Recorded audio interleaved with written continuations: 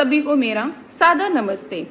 जिस तरीके से प्रतिदिन ये समाचार आ रहे हैं कि एक महिला अपने ही दामाद के साथ भाग गई, मतलब उसकी बेटी का घर बसने वाला था और उसी जिसके साथ घर बसने वाला था उसी पुरुष के साथ वह भाग गई। मतलब आप ये सोचो कि आज के समय हम किसी पे भी भरोसा नहीं कर सकते। अगर कोई बेटी सबसे ज्यादा किसी पर विश्वास करती है तो वो अपनी माँ पर विश्वास करती है, और अगर माँ ही उसकी सौतन बन जाए तो वो बेटी किसके पास जाएगी, किससे अपना दर्द शेयर करेगी, किससे अपना दुख जताएगी। और सच में ये शर्मसार कर देने वाली घटना है कि मतलब आज महिलाओं को क्या हो गया है, क्यों किसी के साथ भी भाग जा रही हैं। जैसे कि मेरठ की एक घटना सामने आई थी कुछ समय पहले कि उसने अपने पति सौरभ को इस प्रकार से धोखा दिया कि उसने अपने प्रेमी के साथ ही मिलकर अपने पति की हत्या कर दी, उसके कई टुकड़े करके उसको ड्रम में डाल दिया। मतलब उस मुस्कान को आत्मग्लानि नहीं हुई, दुख नहीं हुआ, अंदर से आवाज नहीं आई कि तुम क्या कर रही हो, कि उसकी आत्मा ने उसको धिक्कारा नहीं कि तुम क्या कर रही हो, तुम कैसे उस व्यक्ति का टुकड़े कर सकती हो जिस व्यक्ति के टुकड़ों में तुम पल रही हो, जो व्यक्ति लंदन में बैठकर तुम्हें पैसे भेजता है, जो तुम्हारे ऐशो आराम का ख्याल रखता है, तुमने आज उसी को मार दिया।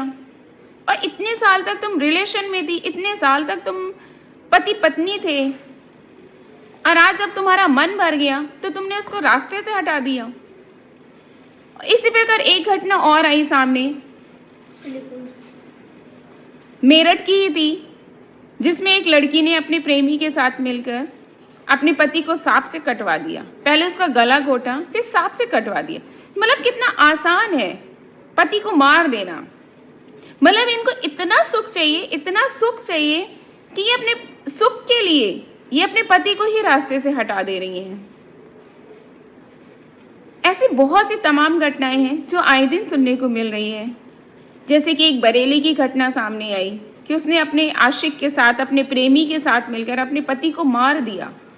मतलब इतनी शारीरिक भूख इनकी बढ़ गई है और ये इतनी जल्दी बोर हो जा रही हैं अपने ही पति के साथ। कहते हैं शादी सबसे पति पत्नी के बीच का बहुत बड़ा बंधन होता है, विवाह। हमारे हिंदू सनातन धर्म में कहा जाता है कि जब वर और वधू का विवाह होता है तो वो 7 जन्मों का होता है, लेकिन यहाँ पर तो 7 जन्म तो बहुत दूर, लोग कुछ साल भी नहीं निभा पा रहे, कुछ घंटे भी नहीं निभाते और डाइवोर्स हो जा रहा है।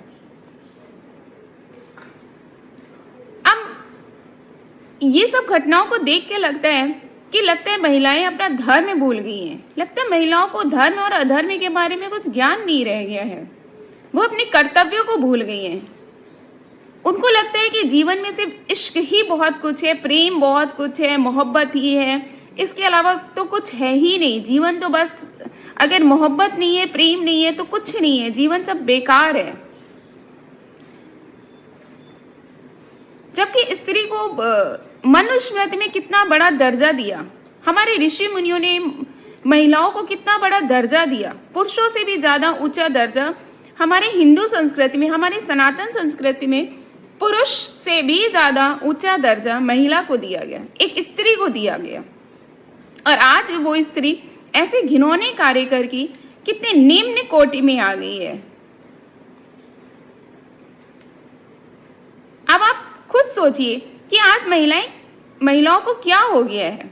आखिर उनको ये जो डोज मिल रही है मोहब्बत की, इश्क की, प्रेम की, आखिर वो ये कहाँ से सीख रही हैं?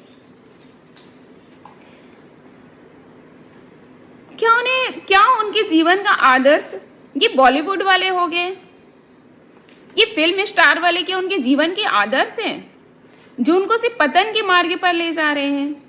क्या ये सीरियल वाले क्या इनके आदर्श हैं? अगर आप ऐसे लोगों को अपना आदर्श बनाएंगी तो जाहिर सी बात है कि आपका जीवन पतन की ओर ही जाएगा। आखिर आप स्वयं बताइए कि आपने अपने पतियों को मर्डर करके या उनको मौत के घाट उतारकर कौन से आपने सुख भोग लिए? आप दुख ही तो भोग रहे हो, आप नारकी जीवन ही तो जी रहे हो। जिस प्रकार से एक सास अपने दामाद के साथ भाग गई और उसने आरोप लगाया कि मेरा पति शराब पीकर मुझे मारता था, तो जब तुम्हें पहले पति से सुख नहीं मिला तो क्या गारंटी कि तुम्हें दूसरे पति से सुख मिल जाएगा? और तुमने चंद घंटों में, चंद दिनों में क्या तुमने ये निर्णय ले लिया कि ये शख्स बहुत अच्छा है, इसके साथ मैं अपना पूरा जीवन निर्वाह कर सकती हूँ? आप स्वयं बताओ कि क्या आप अपने परिवार को धोखा देकर, अपनी बेटी को धोखा देकर, अपने पति को धोखा देकर क्या आप खुश रह सकते हो? दूसरों की खुशियों को छीनकर कोई व्यक्ति क्या खुश रह सकता है? लेकिन जिस प्रकार से ये महिलाएं इतने घिनौने कार्य कर रही हैं, ये वाकई बहुत निंदनीय है और ये समाज के लिए भी अभिशाप है कि भूल गई हैं कि इनके कर्तव्य क्या है, इनके धर्म क्या है। अगर कभी पति अपनी पत्नी से ठीक है तेज आवाज में बात कर दिया, ठीक है कुछ गुस्से में बोल भी दिया, तो पत्नी का भी एक समझदारी बनता है कि वह उसके पीछे की वजह जानने की कोशिश करे कि अगर वो चाहने वाला पति कभी आपसे ऊंची आवाज में बात भी कर लिया, आपको कुछ गुस्से में कह भी दिया, तो आप वजह तो जानो, आखिर उसके पीछे की वजह क्या है। लेकिन फिलहाल आज जितने भी कानून हैं सब महिला के पक्ष में ही बने हुए हैं, लेकिन फिर भी महिलाएं आज अपने आप को कितने नीचे गिरा दी हैं।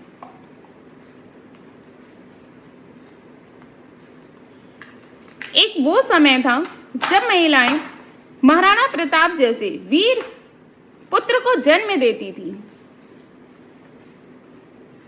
और आज ये महिला है कि जिनके जीवन में सिर्फ प्यार, मोहब्बत और इश्क के अलावा और कुछ नहीं रह गया।